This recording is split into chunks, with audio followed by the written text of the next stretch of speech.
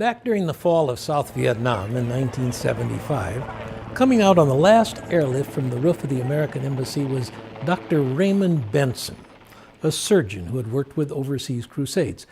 Benson had been asking, we have sports ambassadors, why can't we have medical ambassadors? Dr. Benson's vision was to call out Christian medical professionals around the world to establish clinics.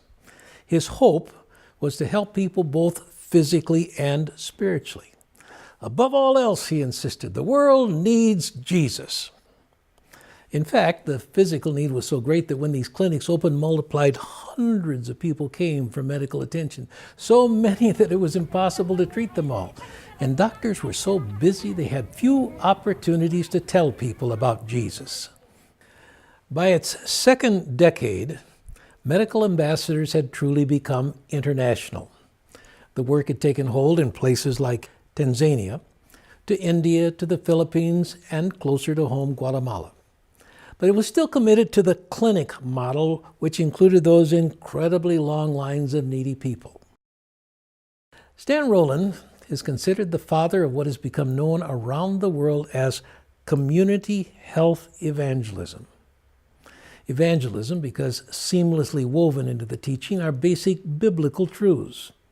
You can be clean on the inside as well as the outside. You have great value because you are wonderfully and beautifully made by God. His Spirit can live in you and make you whole. Community health evangelism around the world is popularly referred to as CHE. Medical Ambassadors International became the organization that incubated the growth of the international CHE movement. In the 30-plus years since MAI's founding, thousands of lessons on multiple topics seamlessly integrating scriptural truths have been created. Pioneer practitioners have field-tested the teaching methods in real-life settings. They have also carefully, country to country, honed a methodology that is learner-centered, highly participatory, and empowers the adult student. ወደዚህ ስልጠና ወደዚህ ትምህርት ተጠራውና ሲመጣ ይሄን ሁሉ ችግር ነገርኩት ከዛ በኋላ ደግሞ እንደ ሁሉ ችግር እንደደረሰኝ ሲነገር ሲያስተምሩ የእግዚአብሔር ቃል ሲሳካፍሉኝ እንደገና ደግሞ ሲጸልዩልኝ ሻሮን እንደገና ማይክላን ጥሩ ያሳደግ እኔም ደግሞ ራስን እየጠበቅ ሽንት ቤት ወጣው ሰዓትም ውሃ እየወሰድኩ እየርኩት ሰውነታችን እስከ ወሪም ይቆያል ሳይቀየር ሳይታጠብም መስቀድሞ በፍቅር ዙሪያ ይሆናል ፍቅር እግዚአብሔር ነው የተባለ በመጽሐፍ ቅዱስም በፍቅር ዙሪያ ይሆናል ከዚህ ትምህርት ከተቀበልኩ በኋላ በተጀ የፍቅርን ነገር አስተማርኩ ሌላ ፕሮግራም እያሳዙኝ በጸሎት ፕሮግራማቸው ላይ እየጠሩኝ ገና ይቀጠል ትምህርት ይቀጠል ይያሉ እኛም አንድ ሁለት ሳምንት ብንወል ያ ትምህርት ረስታችሁ The most important thing that they taught us, it was how to come together and work together.